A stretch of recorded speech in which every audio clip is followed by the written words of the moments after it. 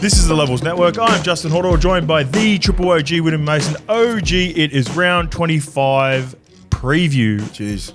It is flying. We have 3 rounds to go of the regular season for the season of 2024. But before we get into that, BSC cans are available in Coles right now. Go and get them. It's the end of the week. You might be doing your shopping for the weekend, getting after it on the weekend. They're really good for you as well. Get a couple in you. No sugar and all that jazz. So go and get the BSC cans because we highly recommend them. How you been, mate? Been good. Been a big couple of days for you too. Busy, yeah. Like we're filming this at 6:15 in the morning because I have to be on set at 8:45 out at like Panania, Bankstown. So long days, but like still fun. Yeah. You know what I mean? It's not really, I'm not sitting here going, oh, fuck, these are long days, I'm bored shitless. No, it just is what it is, and it's pretty fun. I've got to mix this in with Channel 7, with filming the show, and it's not hard. It might sound a lot to some people, but it's not.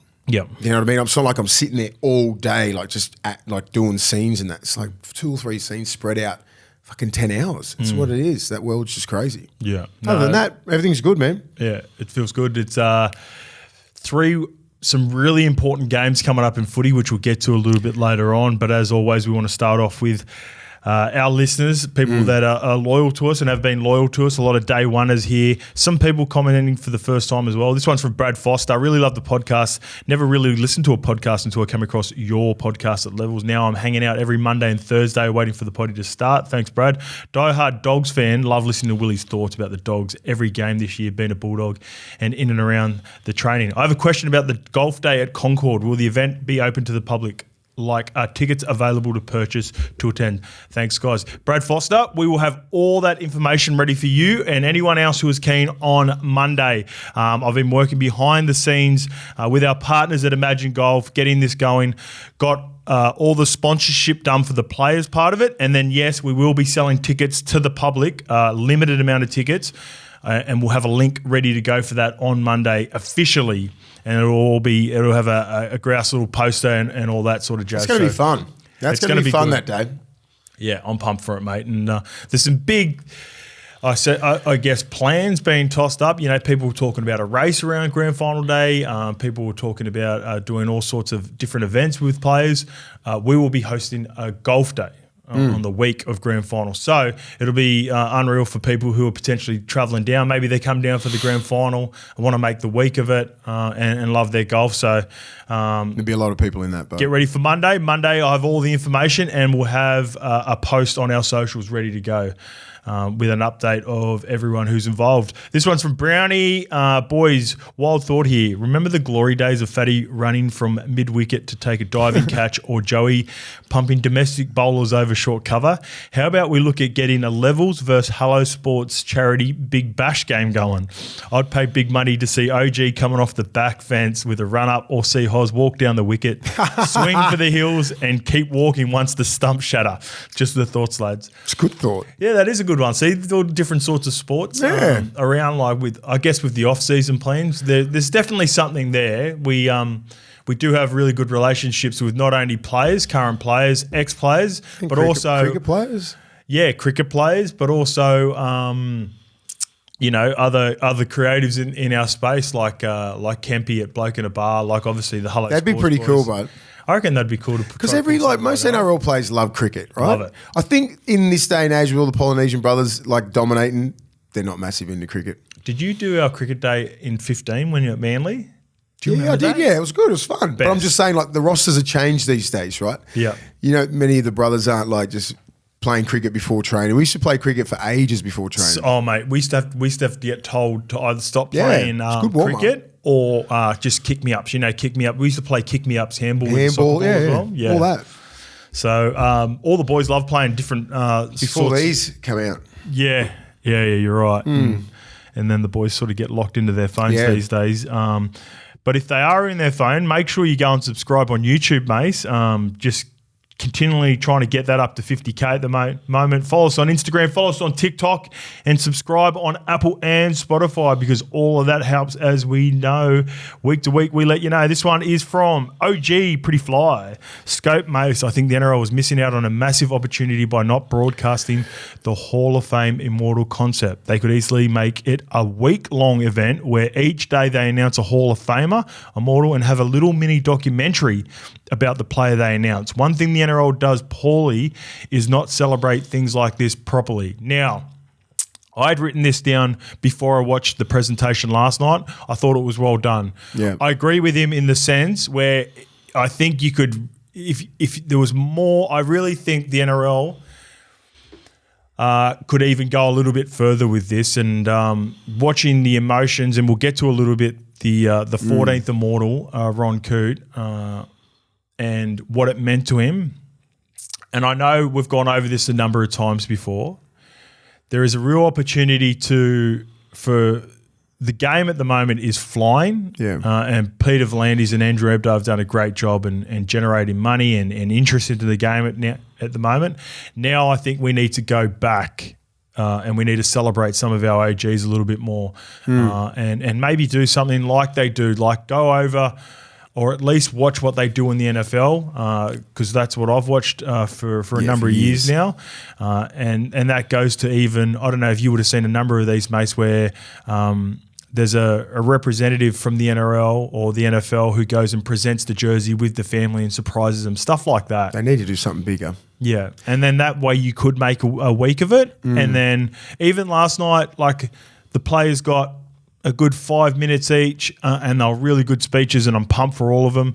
But I think there's a world in which it can be done, if it was done maybe annually or every second year or something like that, with a specific number of inductees, whether it might be, 5 Hall of Famers every 2 years, for example, and then at the end of 5 years, maybe you induct an Immortal, something like that, where it's like there's some sort of strategy behind it. Yeah. I think that's the only thing Needs that's to be missing. tweaked. It needs to be tweaked. Yes. And I think V'landys and Abdo will be looking at that going, okay, because I know V'landys is a massive supporter of like our past players. Yeah.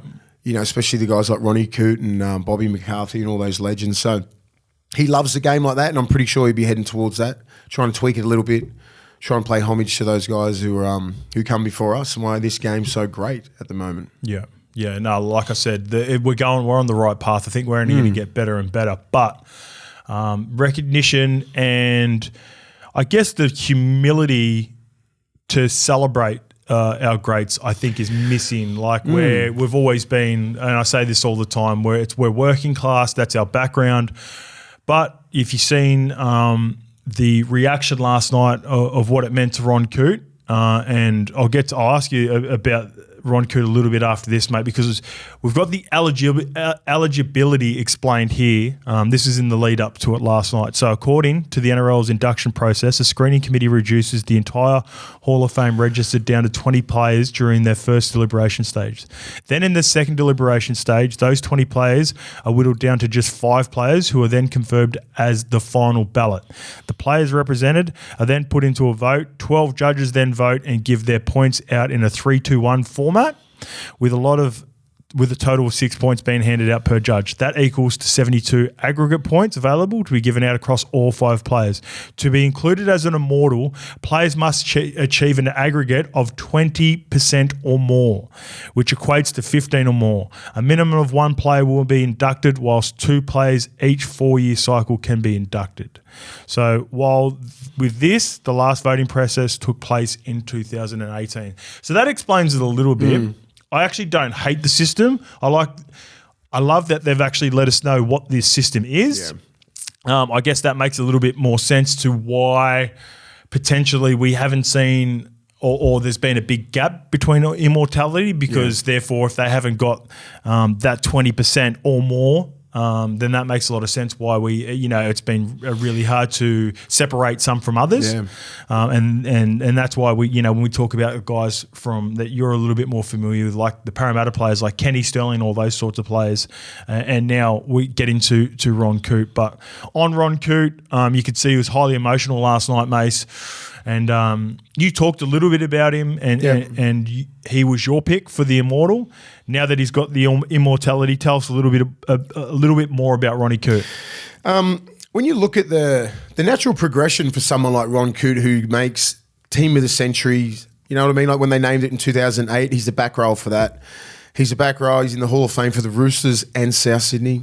Yep. He's in the New South Wales Hall of Fame. Like he's ticked every other box apart from being an Immortal. So it was just a natural progression for someone like Ron Coote, who's held in such high regards for all the even current players and the past players. Yep. It's what he does off the field as well. Men of League. He started Men of League for people, the players that have ever played, any player who's ever played rugby league who's fallen on hard times. Like he started that. You know what I mean? So it's a bit bigger than what he's done as a player as well. And he didn't necessarily need that too, because he's pretty well off, isn't he? Didn't need anything. Yeah. That's what says, it just speaks volumes about his character. And then people, he's just so beloved. I've seen him, I've known Ron for my whole professional career, and he's always just been like a sort of like mentor, older sort of bloke who played in, you know, the 60s and 70s. So it's like, you'd think that he wouldn't have a real good grasp on today's game, but he fucking does. Yep. Him and Bobby McCarthy are best mates. They just sit there. I go down in Maroubra all the time, having a coffee with them and just fucking having a good old chat. They got the best stories, mate. Yeah. But he's he changed the game. I said it the other day, like big, wide running back rower. Yep. And at that time, I think he's about 6'3" or 6'4". About 100 kilos, like played in the middle. I wouldn't say 100 kilos, I don't know. Probably, yeah. 90-ish, you know what I mean? Like he was a big body, so and he was quick. He scored 100 tries in his professional career. So would you say more of those body shapes? Because like when I imagine those guys being taller, they probably would have been front rowers. He moved it. He figured out being a bit. He was a lock and a back rower. Yeah. Yeah, like he paved the way for guys like you who figured out that why run at the big boys through the middle. He started running out wide and having some joy out of the edge. Yeah, he had some pace. Yeah, so it was like him and Bobby McCarthy sort of started that. Yep. And they were. You couldn't stop them. You just couldn't imagine stopping those blokes if they had a little bit of pace in that sort of era, right? Would it transfer into today's game? Yeah, it would. Yeah, I think immortality translates. Yeah, and that's the big thing with me. You got to be able to play in every single era if you're an Immortal. You can't just be fixed on the 60s and 70s. That's a totally different game, or the 80s and 90s. Totally different game compared to now. And can we play in their era? You know what I mean? So it works both ways. Yes, yeah, you're right, and when I guess that's a compliment I give to players now. Like, you could play in the 60s, 70s. One of the highest compliments I think you can get for me to give to players now is like, he'd be sweet back in the 80s, and they're basically our dogs of the week. That was fucking tough as hell. When you think of guys like Ruben Cotter and even like Tommy Did and guys that stand out straight away from the Cowboys, that's just off, you know. But Ronnie Coote, what a man. Like, I'm so happy. And did you see how much that meant to him last night? Yeah, it got me a little bit emotional. Yeah, but like you see like a Cam Smith and Bill and that, they're going to be Immortals. Yes. It's just a matter of time. Yeah. You got to pay homage to these old guys, and it means a hell of a lot more. Yep, I agree. just think they did the right thing. I'll put you on the spot here. You called this one with Ron Coote. You anticipated, you said he deserved it. Do we go back? Is there anyone else sort of pre-NRL era, so 97, that the core of their career, so take Lockie and Freddie out of that? Is there anyone else you think will eventually be an Immortal? No, they're already in there. Yeah. The Langlands and Rapers and all that kind of stuff, they're in there already. So not off the top of the head. Yeah, okay. I don't know that much about it. Yeah.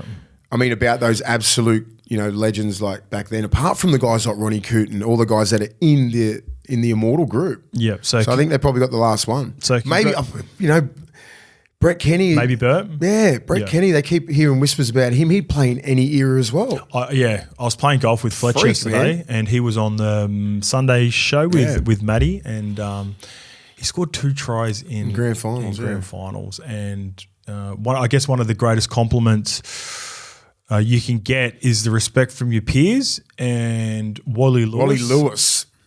When Wally Lewis is vouching for you, when you were probably considered to be his biggest competition for New South Wales and Australian jersey, not for New South Wales jerseys, but playing for New South Wales against Queensland. Yeah. And then when it come to getting an Australian jersey, and Wally Lewis is an Immortal, he's the 6th Immortal. He can't be too far behind. Bert can't be too far behind. I would say maybe Bert, but then again. So if you're going to go from Ronnie in the 70s, you got to grab Bert in the 80s. Okay. And then you grab Freddie from the 90s. Is that how it's going to go? Maybe. That's the way I'd be looking at it. Maybe, If they're going to take their fucking sweet ass time like they are, you might as well do that. Yeah. Or next year you just get that 80s, 90s, bang, bang. Yeah, and then 2000s will be Lockie. I guess it raises the question. The big thing with Bert is, Don't you reckon? Sorry, with the Lockie one. Yeah, I'm with you. 2000s, like No, I'm bang, with you. bang, bang, Yeah. and then you can get into. Makes so much then you sense. can get into whoever's been retired now. I would have loved to have made, just say if it was going to be the case, and we eventually do see someone from that dominant Parramatta team, and it is indeed maybe Brett Kenny, or whether it's Peter Sterling, whether it's Ray Price, whoever it may be out of that group, then it would have been cool for them to induct him with Ronnie Coote. And then go 1990, 2010, like Freddie and Lockie together. And then I think the king of the 90s was Freddie and the 2000s was Lockie. Yeah. I honestly think that. Yeah, so do I. Yeah, and then 2010s you got Cam and Billy and JT. They can split it between them. Yeah. That's how it should go down. Yeah. And then everyone else just, you've done your job. Well, congratulations, Ron Coote. Well deserved. And immortality. How good's that? This one's from Jimmy Reed. This is with regards to Tommy Turbo. Surely this is, we had so many now. We talked about versatility. I knew our listeners were going to help us out with this one. So Jimmy Reed's an L1. He goes, Tommy Turbo surely got to be in the conversation for most versatile elite back overall, of course. Centers at Origin, played on the wing for a number of years and obviously dominating at fullback when he does play fullback. Latrell's also another good shout. Probably couldn't play him on the wing at the moment, but he could easily carve up there. Yeah, and so then that's 4. Yeah, and then there's one more, and everyone was RTS too, but probably a rung below these days, respectfully. And the other one, and this one's from Satisfactory. So there was a number of RTSs, and there were a number of Hamaso Tabuai feeders. Yeah, Hammer's good. Yeah, Hammer's probably the best one at the moment. Yep. Apart from Val and what's her name? Who else we mentioned? Val and Joey Manu. Yeah, that's right. That's who it was. That's how we started, didn't it? Got a shout out from Tyrone Wishart. Got a shout out from Willie Liano.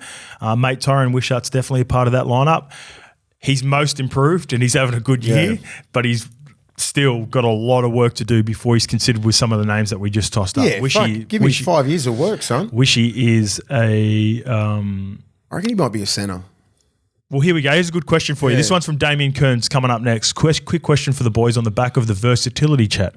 Can it also hinder a player when trying to get a new contract? For example, Wishart. The bloke plays every position and it basically means he gets relocated to the bench. Yeah. He's a victim of his versatility. I've said this a lot about a number of players. But we've said it before, like you need a 14 and he's going to play 50 or 60 minutes sometimes more. Yep.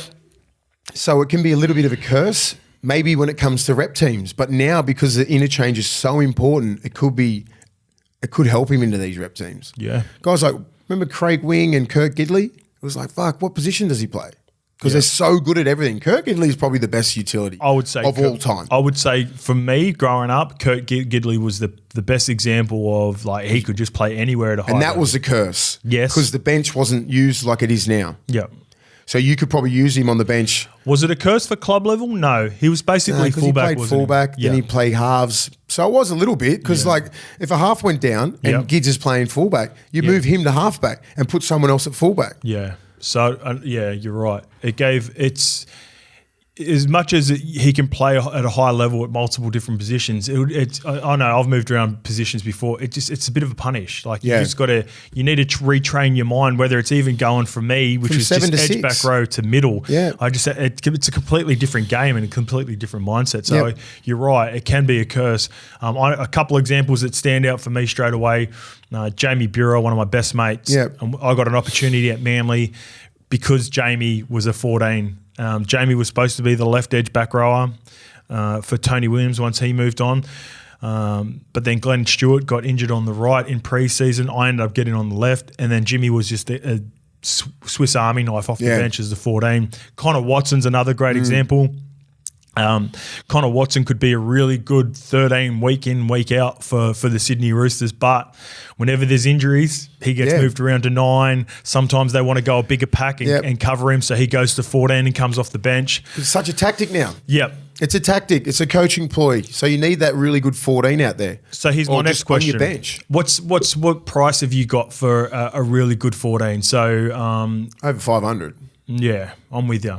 Easy. If you're a Connor Watson and stuff, Yep. you just re-sign with the Roosters. Yep. You wouldn't be south of 500, put it that way. No, not after he's played Origin, for sure. I think that's about right. What about a guy like Wishart right now? His value.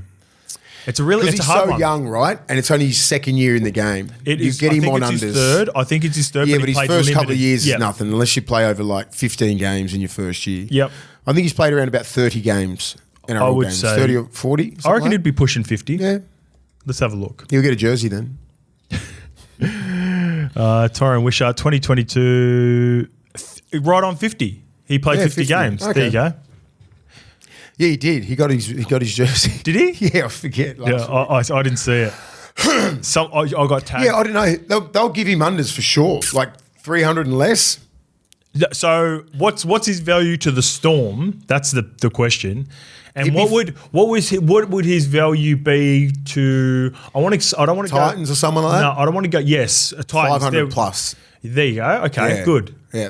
Because I wanted to find a team that was thereabouts, not completely. I don't want to go all the way to the Tigers because Tigers probably wouldn't be able to utilise a player like that just yet until they've built their squad. But I think a team that is very close to taking that next step Titans are would one of be those. a team like Yeah. the Titans. So I reckon they'd have to give him 500 Yep. and more.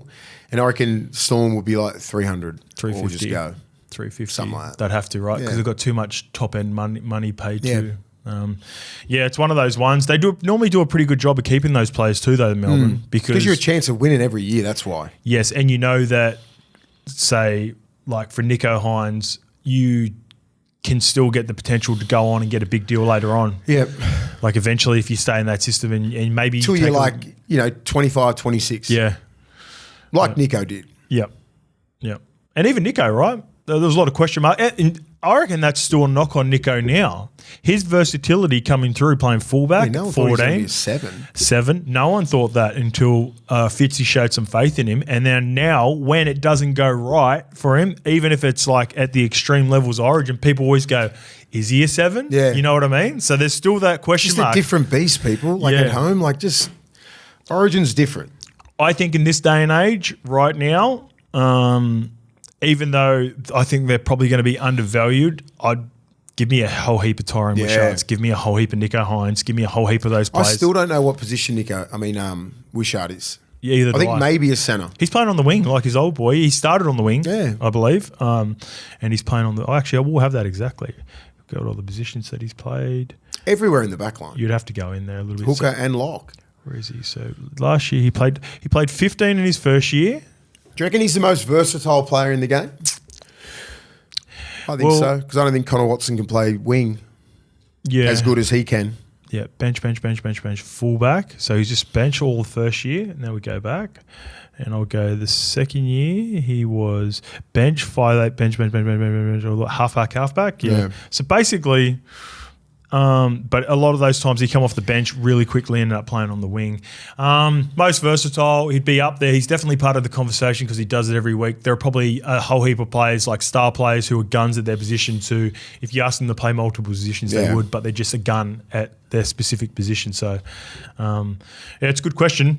This is another good one. This one is from James Visor. Boys, absolutely love the podcast and look forward to both your takes every week. However, really disappointed with the Storm coverage of this podcast. After our boys won such a huge match and beat the Panthers for a second time this regular season, all the media talked about was Cleary's injuries and really didn't analyse the Storm at all. And besides Nelson's collateral, you've done the same. Super frustrating when us Storm fans want to hear respected names break down our team's performance, specific players' efforts, and take on moments in the game like Anderson getting hit high with no sin bin, lots of love. So he's a big supporter, but he sort of feels like, and the reason I bring it up, and he did it the right way, he doesn't just attack. He obviously loves the podcast. He's a little bit disappointed we didn't speak more about it. I guess the biggest news was the Nathan Cleary injury out of the game, but I will give him and the Storm their flowers. This is the point of bringing this up. It was a really good performance for me. I had Melbourne in tier 2 after this performance. Even if Nathan didn't get injured, they'd proved enough to me in that game all the way up until that point with Nelson being put in the bin that Melbourne are going to give Penrith some dramas. Now it even looks like that if they were to play obviously right now with no Nathan Cleary, then I'm probably leaning towards Melbourne in a grand final right now. Yeah. Like if it was next week. Yeah. I think we give enough respect to Melbourne. They're just Melbourne just do Melbourne things. Everything's just sort of desensitised to it. And it's just like you expect them to win every game. Yeah, that's a good point. I don't expect them to go into a game and go, they're going to get fucking pumped by Penrith. I would say It's going to go down to some plays. Yeah, I would say we skim over Melbourne and Penrith more often than not, and Tigers and Parramatta more often than not now. Two extremes. Yeah. Melbourne and Penrith, we know what they're capable of. We know what they're going to do. We're going to be talking about them when it matters. And Parramatta and West Tigers, for example, and even the Broncos to a degree, we've hammered them enough throughout the season, or they've been critiqued enough throughout the season where you just don't want to flog a dead horse. It doesn't make sense. I like to be a little bit more critical or give some constructive criticisms in their teams in the middle. Talk about the Bulldogs. Are they a genuine threat? Can they do anything? Are Cronulla as high as we think they're going to be? Me, I'm not totally sold on my own team, Manly. Like those sorts of questions. And those are ones that still haven't been answered. I know Melbourne and Penrith are going to be good. Like there's no debate on that. And they're probably going to be there, or one of them's going to be there on grand final day. So that's why we sort of skimmed over it. The Anderson head eye with Mitch Kenny, I found that confusing because Nelson didn't get any weeks. And this is the inconsistencies with the bunker, which we'll get to a little bit in the blocker later on. What did he get? No, Anderson got hit high by Mitch Kenny. Mitch Kenny got a week or two, and Nelson got sent to 10 in the bin for 10 in the bin, sweet. And he didn't get anything happen to him. So that's just the inconsistencies of the bunker, which we see all the time, and I try not to double down on it, but it is super frustrating for me as a neutral watching those games. And we're going to talk about the blocker rule because I've seen a number of really respected ex-players talk about it throughout the week. This one's from Pedro the Pig, and speaking of not showing my own team enough love, I always get I'm sort of considered a Roosters hater, a Sharks hater, and all that, but very rarely this year, despite where they are, have I talked up Manly. No, you haven't. And this one's from Pedro Pig. Pedro Pig. He reckons I'm playing mind games. So Scope. You're thinking too much, Pedro. Scope, I love you, brah. You are one of the few representatives for our great club on social media, and I know what you're trying to do. You're trying to keep us under the radar. But come on, lad, cut us some slack. Give us some praise. We won 6 of our last 7. Oh, really? Everyone in good form at the right time. Everyone coming back fit at the right time. It's good times for the club. Won't hurt to give us some mayo. Next week will be good. The Dogs and Manly game. That'll be huge. That'll be a good game for everyone. Then you can talk your shit. Yeah. We will talk shit after that game. You know what? Yeah, that's a really good indicator for me because I guess the one part of Manly's game that was really disappointing when I thought I was starting to, really get on board, the fashion in which the Roosters blew them off the park in that first 25 minutes at Allianz went, nah, they're a level behind the Roosters. That's the game they lost, right? They did. Out of the 7? Yes. They had a couple of players go off HIA and it was a brave game. And they got back into that game and only lost by a try. Remember, there was like 3 intercepts in that game. That was lucky. It was good skill, but you would think Roosters wouldn't do that. Kiri wouldn't pull the trigger out again. And yeah, exactly right. And I've got my concerns over the Roosters, and therefore, if I've got my concerns over the Roosters, I can't then give praise to Manly. So that was a game. And here's another one. This is the one I get all the time. This is from Shy Smokers Barbecues, a big fan of the show. He messages a fair bit. 2-part question for this Sharks fans, fellas. Everyone is off us at the moment. Do you think the criticism in us being at the top of the table is unfair given our lack of halves this year? Newcastle had the halves but couldn't decide on one. Also, Will Kennedy seems to be a bit quiet this year. Nice try saver on the weekend. Do you think potentially the lack of competition from a guy like Connor Tracy at all has got him comfortable? It doesn't seem to be breaking games open this year. Peace, Matt. That comes with a lot of pressure on Kennedy as well. You're game planning for him now because he's so dangerous. I agree. So people don't understand that. When you have and he's a freak player, Will Kennedy. Yeah. I think he's highly You've got underrated. to really go at him, right? Yeah. So people want to put bombs up, sort of bully him a little bit. So he's going to get a lot of attention from defenses because he's not the biggest fullback, right? So it's going to be hard for him to break games open because everyone's just game planning for him. You don't really want to kick to a Katoa or Mulatano because they run the ball back crazy where you can get under Will Kennedy. That's what they'll back themselves to try and get in front of him and drag him back. So there's more numbers on him. And the halves, you had your halves for fucking majority of the year. You won all your games there. It's only been the last, couple of months and a couple of weeks without Trindle. Yeah, so there is enough of a resume to say when you've got your halves, you are going to be a threat, despite the success that they've had recently. I would argue that Will Kennedy, he was their best when they were struggling, when they had lost a whole heap of players and actually lost a few games. I was actually really impressed by Will Kennedy in a couple of games. Yeah, same. Specifically, I think it was maybe the Melbourne game, but definitely the Parramatta game where he was my man of the match in almost a losing team. And I think the criticism for me, and the criticism that I have, is because I still think that despite where they are on the ladder at fourth, I do think there's a big gap. Now, I have them in the same bracket, and I can't separate Cronulla, Bulldogs, Cowboys, Manly. Now, whether that's a slight on Cronulla because they're sitting fourth, it's up to you to decide. That's just my opinion. And I think they're slightly behind the Roosters. But in saying that, they have set themselves up nicely because they've missed Nico. They've now getting Braden Trindle back. Ronaldo Mulatalo is still a bit ginger, who I think is really underrated. Big key for them. And he'll be crucial for them as well. I think there is a world in which the Sharkies can now hold on to the fourth position, which I didn't think a couple of weeks ago. I thought they were going to slide hard, and then therefore it gives them a shot at week one of finals. And they would. Right. They're going all right considering what's happened in the last 2 months. If they get Nico back, Sifa Talakai's missing this week. Where's Talakai? Talakai's missing it with some sort of injury. Fuck, he's playing good. He is killing it. He's killing him. He is killing it. And then Kale Iro was playing really good. He's back this week. They'll give them a chance. They want to play those guys. They won't worry about going down. They're a team I don't think will worry about going down to Melbourne week one of They'll finals. back themselves. Yeah. They won last time. Yeah. They beat Melbourne down there without Nico Hines and Braden Trindle this year. I think it'll be a huge week one of finals for the Sharks. They're a gritty team, Sharks. Yep. If you're a fan, they could fuck around and get to a prelim. Yeah. I'm still waiting to see on the Sharkies. That's it. They've proved me wrong pretty much all year throughout the year, but I still have my doubts. I was a bit apprehensive when Nico was out and then Trindle. I'm like, they might fall. And now I think they figured it out.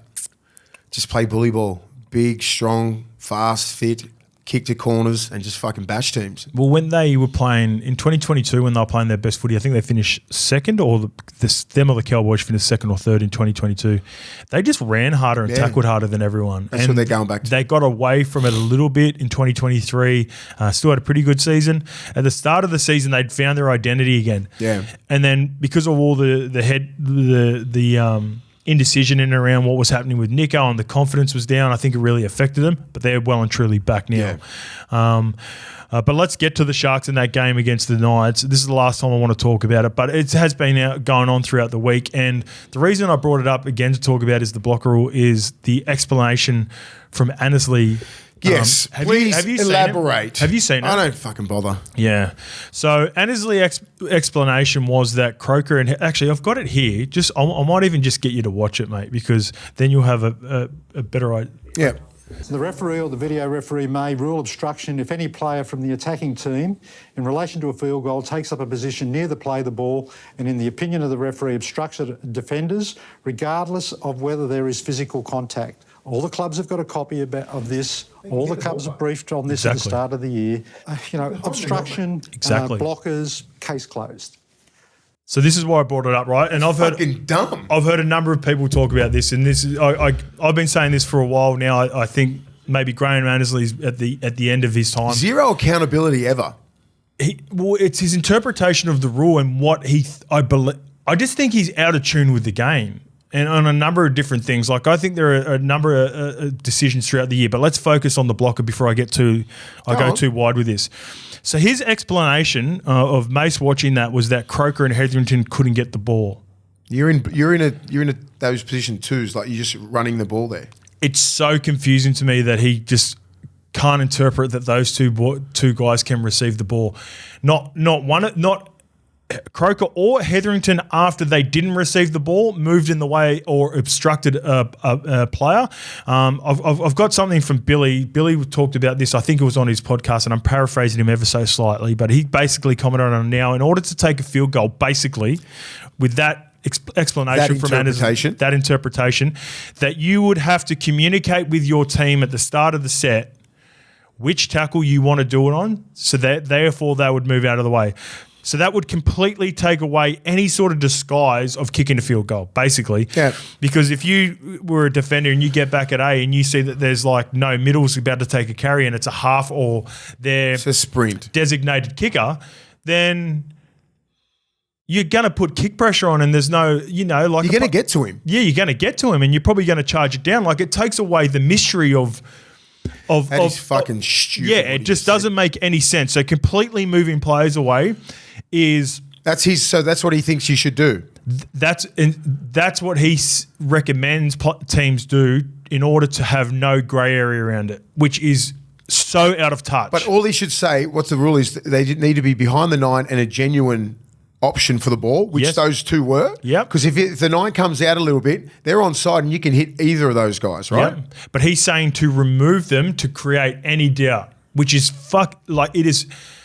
That's fucking terrible. It's so out of touch, mate, because he's what not if he even watches games? I don't know. So the rule was brought in, and I love why the rule was brought in to stop the two blockers sitting just on the side of the ruck, Yep. which then made the markers not be able to get direct kick pressure. They had to go around two blockers. I understand that part of the rule. This interpretation of the rule is so far wrong, and Cameron Smith talked about it on Captain's Run with Beat yesterday too. There are blockers used on every single play of every game. How is it up to the referees and the bunkers to determine that a lead runner wouldn't have got hit on this occasion?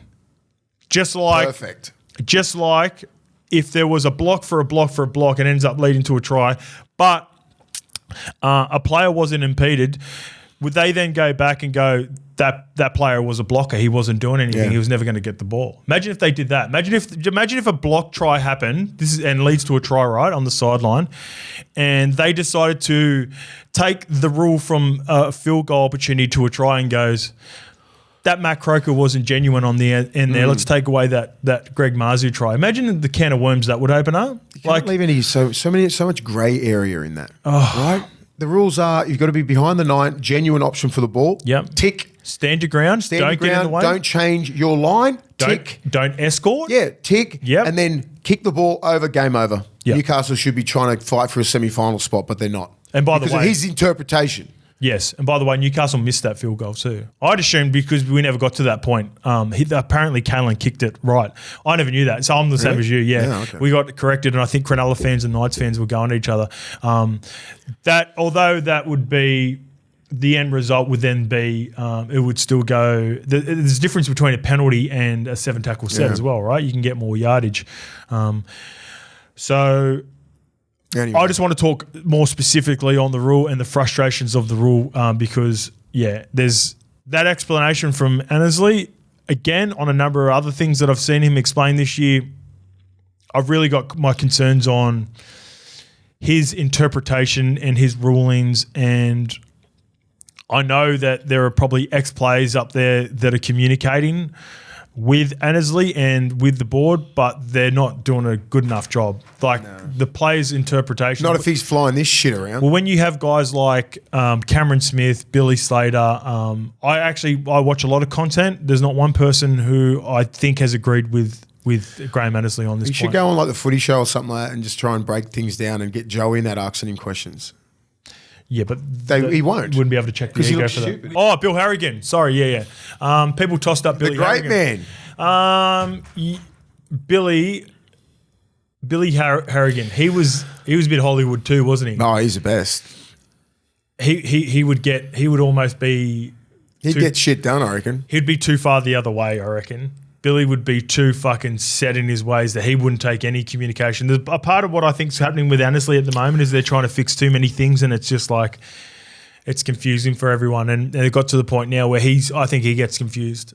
I think he's like, well, whatever I just saw then looks like a confused man who doesn't know the rules. All right, here we go. Mace, round 25, late mail is here. West Tigers versus Sea Eagles. How I guess poetic is this for Luke Brooks? So the game is on Thursday at 7:50 p.m. at Leichhardt Oval. If Manly Sea Eagles win this game and Luke Brooks is fit, Luke Brooks will play finals footy for the first time, secured if Manly win this game on Thursday That's night. massive. And How about that's that? why he made the move, right? Yep. Sacrificed a lot of money, pride, and he's at the Eagles now. They've had a great year, and hopefully he does get to play finals. Yeah, I'll be pumped. Gets through these last couple of games, because these games at the moment, some of them will go break them down. They're fucking hard to get up for if you're a Tigers fan or a player. You know, everyone's playing for different reasons at this time of the year. I think this will be a highly emotional game. This one. I think we had 10 years there, didn't he? 10 plus, yeah, I 10 think years, so. yeah. Yep. Junior, you know, he didn't really want to leave there, but they just didn't put the pieces in front of him. So I don't think there's any bad blood there, is there? I think there'll be a couple of shitty fans, but I think for the most part, Of course. I think for the most part, He did it the right way. he'll get booed, and you know that's what you expect. He's an hope opposition player coming in. I hope the Leichhardt fans boo him, but I hope after it's done, and he, you know, I'm expecting to see Eagles win, and they give him, you know, they're happy for him because it's been a long journey for him. As for the West Tigers, though, Junior Tupou is back with Adam Dewey left out. Apparently, Benji said he might not play for the rest of the year. He's still figuring out he can get in his body right, and he looks a bit sore or whatever. Latu Fino comes in off the bench for Talon De Silva, who drops to the reserves. Manly, we talked a lot about Luke Brooks. Tommy Talau had also come over from the West Tigers. He'll miss this game with a pec injury. He's had a great year, Tommy Talau. Unreal. Tolu Kola goes from the bench to the centre, so that's a pretty good replacement. Carl Lawton's also back, who's having a really good year as well, with Benny Travojevic going back to the bench. So our partners at the tab have West Tigers $4.80 underdogs, Manly $1.18. The line is 14.5. Mace, can West Tigers keep this close? Because I know we're both on Manly. Yeah, as I said before, it's hard for the Tigers players to get up, but it's like, not really. Do you know what I mean? When you like, it's hard to. You know, I'll rephrase it. It's hard to prep for the game because you haven't changed your prep since round one. No, there's fucking still wrestling component, still a fitness component. There's something like that always going on. So you just need to be consistent with it and then just turn up and get through this game. All you do is hope for fucking no injury. Is there any part of the Brooks energy that Leichhardt will feed on, which will sort of pump the players up? A huge loss for the West Tigers, though. No Jareen Buller. He didn't play last week. Heath Mason is the first ever fullback to win on debut for the Tigers, West Tigers franchise, apparently. Is that serious? Seen that stat, which is crazy. It's incredible. And they will miss him. Manly, not only, I was going to get the ladder up. The Fainu twins, I mean, the boys, they're all Manly juniors, aren't they? Manly so there's juniors, a little bit of bad blood there. Like Latu will be keen. They'll be all, everyone's got their reasons why they're playing at a high level at this time of the year. So you really need to dig into that bag and see how much these fucking games mean to you, because we've all been in these positions where, you know, if you're in your second or third year or your 10th year and you're like, fuck, we're not making the 8, this sucks. Why are you really playing? Then you'll find out. Yeah. Can they keep it close within 14.5? Do you think they can... Yeah. 2 tries? I think so, yeah. You think they can keep it close? I think okay. so. All right. I'll go Manly a minus 14.5. The next game is your game. It's the Warriors versus the Bulldogs. Yeah. And this has been dubbed Shaun Johnson Stadium. What a great move from the Warriors. They do things so well. Don't they? Despite everything, you know, it's been a tough season for not only Shaun but the fan base, but that's a really nice initiative from the Warriors off the back. Actually, I've got a comment and I forgot to put it in. Sorry, mate. I'm going to have to go back and get this. So, you know, off the back of that Warriors fan that reached out, I was reading it the other day and I forgot to chuck it in. Here we go.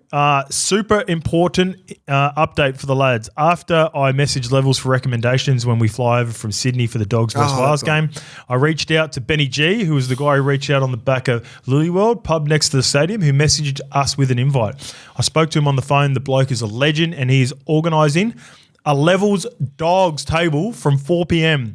Friday, and I'm shouting a few jugs for any dogs sniffing around and keen for a coldie before a game. He can get a crew, this bloke. P.S. It's fuck Queensland still up the Dogs. How good's that from Nibs? So Nibs has taken over his young fella. Yeah. Film it and send it to us on Instagram. Yeah, and Lukey just said, when you get there, Nibs, and if you can get a crew and you chuck on a few jugs for the lads, let us know, send us a video, and shout out to not only you, Nibs, for reaching out, and the Warriors and the WAS community and embracing him.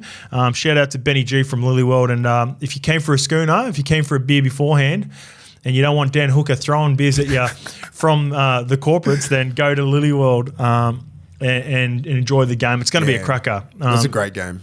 Going to be highly emotional. Always a great game. These first two games, the stakes aren't as high for the Warriors and Tigers, but there's a lot of emotion going to be in both of these games. This reminds me of 04, right? We played them, similar year, 2003. Yep.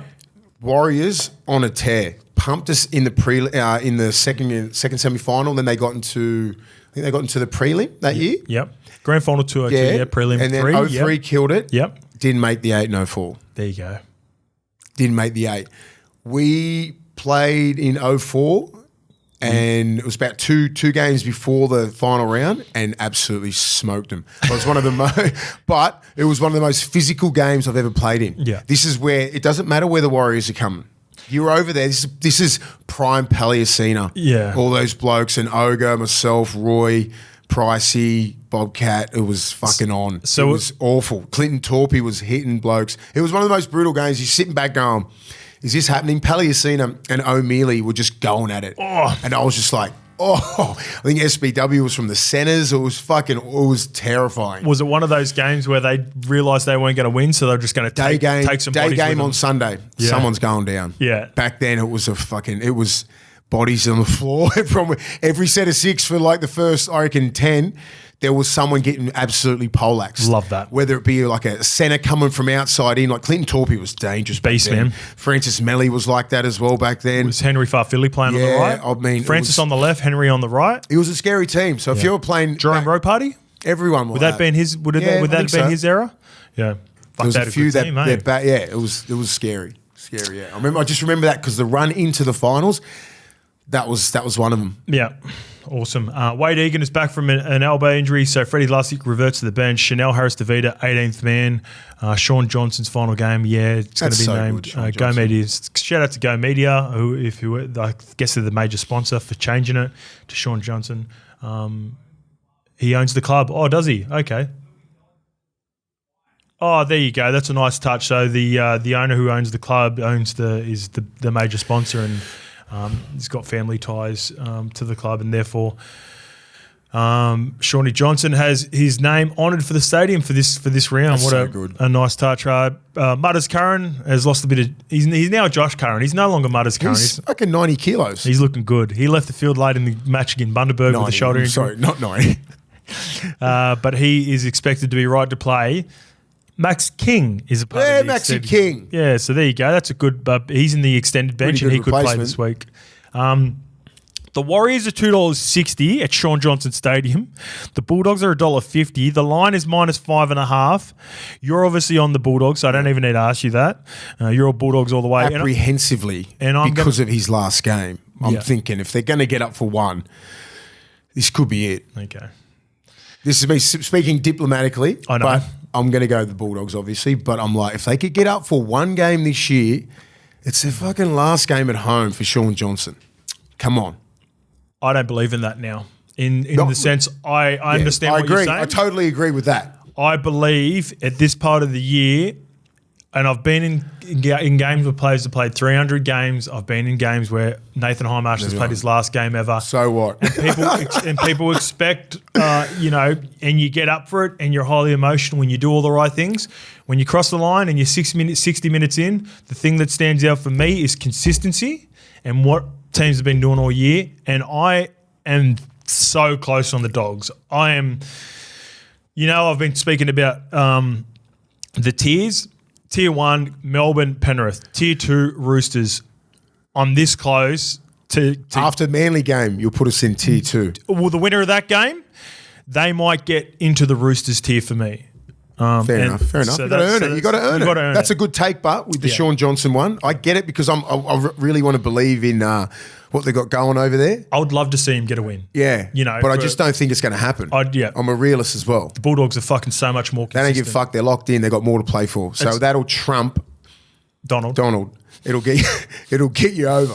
Yeah. Ivanka. It's the same frustration that I had in myself when I picked the Broncos to beat the Bulldogs 5 or 6 weeks ago. Different circumstances. More talented team versus consistent. I'm taking consistency at this time of the year. Good take. Bulldogs. Good work. All right, the next game is that team, Brisbane Broncos, against Parramatta Eels. So I've got nothing to work with here. Another fucking low game. This is going to be a lot of KO minis for me, I think. This is a guess. No, this is going to be high scoring. This will be fun to watch, I think. These are meaningful games. The Broncos have Tristan Saylor as their new fullback, with Reece Walsh missing some time with that wrist/hand injury. Selwyn Cobbo returns on the wing, so that's a big in for the Broncos. As for the Eels, Micah Sivo and Kelma Tuolangi were both on the bench. They're on the starting side this week. Sean Lane shifts to prop to fill in for Widaboo, Greg, and Luca Moretti. That ain't good if you're Sean Lane. Last couple of games in the front row, he's been on an edge for about 3 or 4 years. Yeah. Like, fuck. So we had him on radio the other day. He's a good man. He was saying that Baz moved him from when he was at Manly, chucked him in the front row. He obviously, went elsewhere, and then he was able to carve out a career on Baz the has edge. come back to get him again. Baz comes back, immediately put him back in the middle, put Kelma Tuolangi on the edge, and now, after we had that interview, he's moved from the edge to the front row again. Just hating life. Baz hates Sean Lane. I'm only kidding. Parramatta are $3.25 underdogs. This is the battle of the tab teams too, by the way. Broncos are $1.35. The line is 8.5. I don't know who to back in this. This is a game where you got nothing to lose. Just go out and play footy. People got different reasons to play for at this time of the year. You're going to really find that out. Yeah. But we don't know that. Yeah. So I'm just going to go the Bronx. I'm just going to go Parramatta for the value. Yeah, I think this is a coin flip of I don't know what to expect from these two teams. So if you give me 3.25 and you give me 8.5 start, I'll take that on Parramatta. That's my thought process. Okay. Where's it played at? It's at Brisbane at Suncorp. But that's the only reason. Okay. That's it for me. Would you have flipped if you found out it's value? Yeah. All right. Raiders versus Panthers Saturday, 3 p.m. at GIA Stadium for the Raiders. Jordan Rapana returns after missing a game for concussion from the week before. Yeah. So therefore, KO Weeks is shifted to 5'8". Adam Cook to 18th man. Albert Hobawadi comes in on the wing. Seb Chris goes to the centres, and Ethan Strange is out with a calf injury. For the Panthers, Jerome Luai shifts to halfback. Brad Schneider comes in at 5'8" in the absence of Nathan Cleary. Jack Cole is also a chance. He's in and around the squad as well. Luke Summerton is a new hooker in place of the suspended Mitch Kenny. Ricky absolutely rinsed his Raiders last week, Mace. Yeah. They're playing a team in Penrith who are missing Nathan Cleary now. And Kenny. Good point. Kenny's super underrated. He's fucking super underrated. They actually... their middle softens up when he's off, man. I agree. It's going to take Fisher good two or three more games to get to where he's at. Yep. He's probably a little bit below his best on the weekend. Still got through some great minutes, but we know what to expect from Fish. Are we leaving the same on this? Mitch Kenny. No, I'm not going the Raiders. I've seen enough. Okay. I've seen enough. Yeah. I love Ricky and I love the Raiders, how they play, but this has run out of steam, that one. Okay. I'm going Raiders. Okay. I'm going to go Raiders with the start. Anyone could just I'm going to go Raiders with the shitty game up like that. Yeah. Saturday night? Saturday afternoon, 3 p.m. down to Canberra. Yeah. I'll go Penrith because you're going the Raiders. You nearly talked me into it. I'll take the 9.5. Because I think, is that the last home game for the Raiders? It would be, yes, it is. Yeah, it is. It's the last game, and they're away the last couple. Still going Panthers. Yeah. All right, the next game. Luai will just turn up. Yeah. That's what I'm looking forward to. I'm really looking forward to seeing what version of Jerome, because Jerome's done it now. He's done it for Origin. He's done it through the mid part of the year. Now and he gets the business of faith, done. Right? Like, just say if he comes out and just puts Penrith on his back, everyone will be like, all right, we're good. Yeah. We're good until the Prince comes back, but we're in good hands. And even if he doesn't, we're still in good hands. If Penrith win and they only just win, do you get worried as a Panthers fan against Canberra? Because Canberra's fucking good. I agree. They can get anyone on their day. I think Penrith fans might panic though, but I agree with you. Canberra's got some key players out as well. Yeah, they've got some dogs in there too. Yeah. Make it gritty. Interesting. They're very gritty. They're hard to back against, and they're hard to back. Especially when Ricky sprays them too. Yeah. And a Ricky spray can go anywhere. Storm versus Dolphins, Saturday, 5:30 p.m. This has got a lot of implications, mate. This is for the Dolphins. They're basically fighting with the Dragons for that 8th position. And the Storm, they win this. They put themselves in a really good position to pick which round they rest their players for the final 2 rounds. There's been a lot of chat about that over the last couple of weeks as well, because there was chat around them resting players with 2 weeks to go because of the travel from Melbourne all the way up to North Queensland rather than the Broncos. I'm not totally sure on that. I'd prefer to rest on the last week, just, the 11-day protocol for HIA and whatever. Anyway, Tyron Wishart has been named on the wing in place of Grant Anderson, who's been really good. He's entered the concussion protocol. Sua Failongo has been added to the bench. Christian Welsh is in the extended squad. He hasn't played in a minute. Yeah, where's he been? He did his calf. He did a calf and he's missed some time with a calf injury. Just the one change for the Dolphins. Yeah. Getting old now. Be 30, wouldn't he? 30 plus? Right on. I reckon he'd be right on 30. Mark Nichols back on deck with Lachlan Hubner, the player to make way. Jesse Bromwich will play game 337, which puts him in the top 10 most capped players of all time. What a career. What a career. What a career. What a player. What a great servant of the game. And if you watch the Dolphins games, there is not one part of you that watches the Dolphins games and goes, that guy's played 337 games. As in, he doesn't look like he's declining. No. Like, if you look at the 2010s, right? 2010s best props in the game, you're looking at Jesse Bromwich and you're probably looking at J-Dub. I think so. 2 Kiwi boys. Yep. In the 2010s. Who else can we throw in there? Sammy played a little bit. Sammy would be lock in my eyes, or Taumalolo. Taumalolo would definitely be lock. Yeah, so Sammy's got one of them. You put Sammy. Sammy on could be just in a fucking back row spot or something. I don't know. Yeah, put Sammy on the edge. Put Sonny on the edge or Boydie. Yeah. Sonny's hard because he only played like 2 or 3 years in the 2010s. Where I look at Jess and go, fuck, he was for about 4 or 5 years of those for the 2010s. He was the fucking man. Premier front row, wasn't he? Yeah. I remember when I was playing for Newcastle and he was in Melbourne. I was like, fuck, this kid's fucking going to be mad footwork, mad offload, pre-line, hits good, wrestles good, big minutes.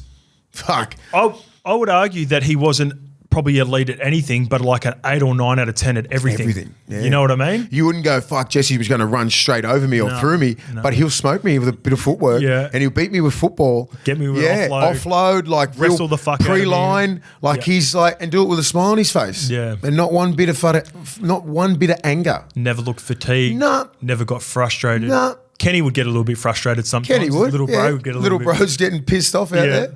But not Jess.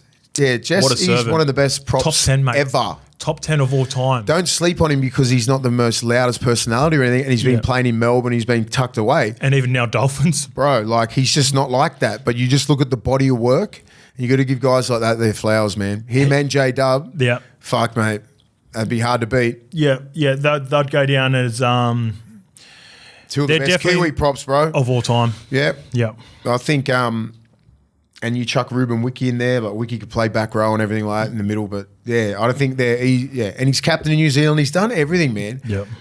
3 premierships and just Now they're going to play Melbourne. It's so yuck what he's done. Those 12, 14, 17 and 20. 4 premierships. So good. One of Top the best. 10 all time. Yeah. That is crazy. That is front row, man. Yeah.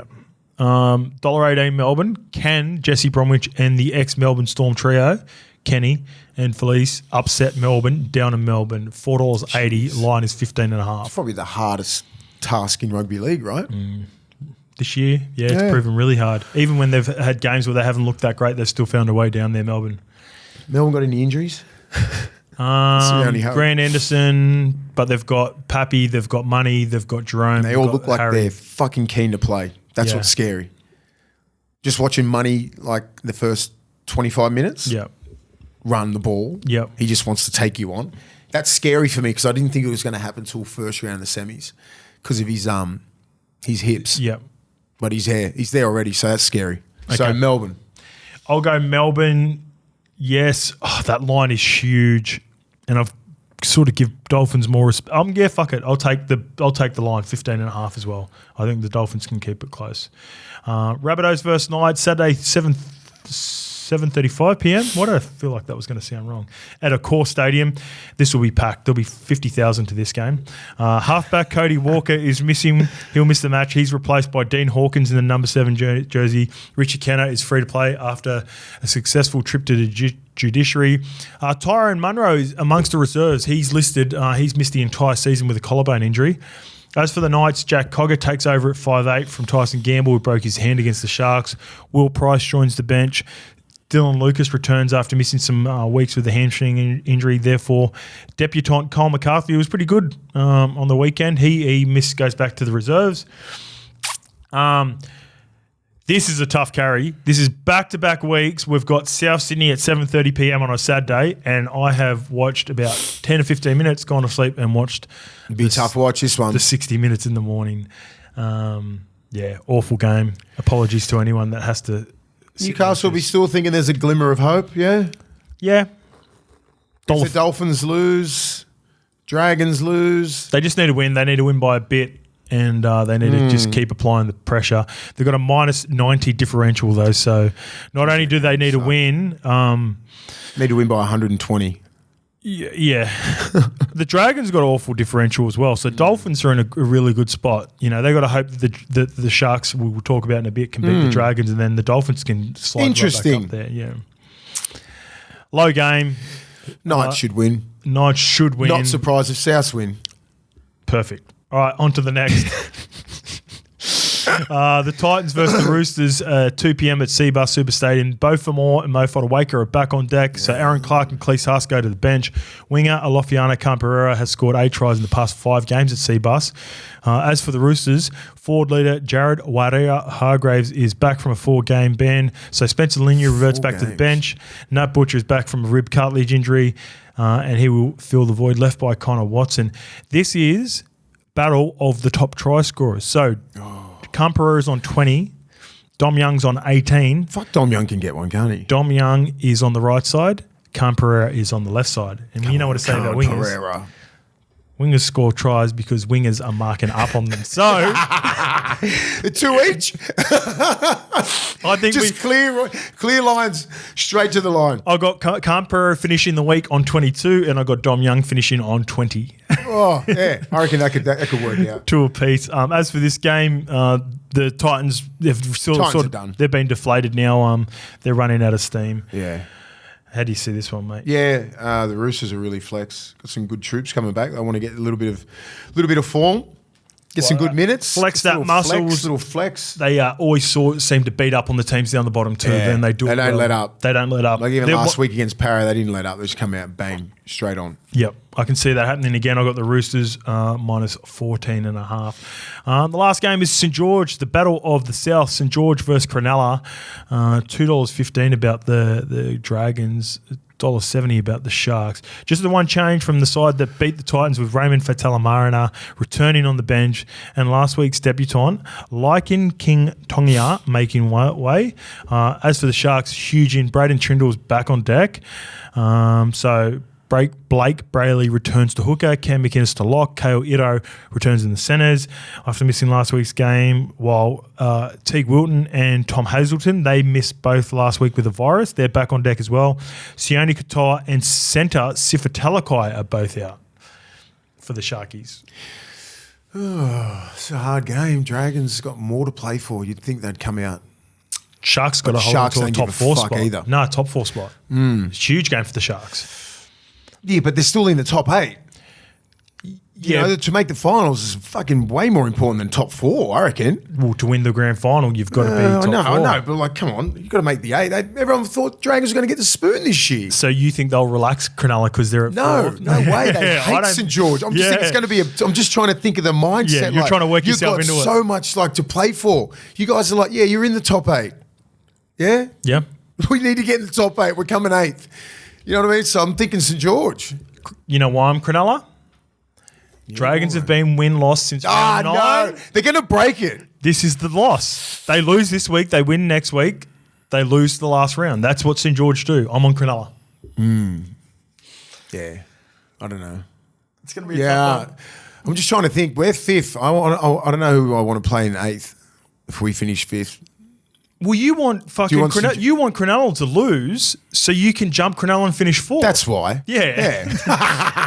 Yeah. So you want Dragons. Yeah. Yeah, you want Dragons. There you go. All right, here we go with my levels bets friends special for this week, mates. I'm on Manly again, 13+, but instead of Olaquatu this week, I'm on Luke Brooks to score at Leichhardt in the first 60 minutes with a price of $7 with a max bet of $25.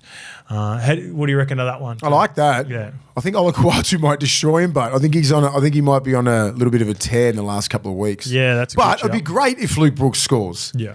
Hopefully they give him a little bit of a clap. And remember, what are you really gambling with? And for free and confidential support, call 1-800-858-858, or you can visit gamblinghelponline.org.au.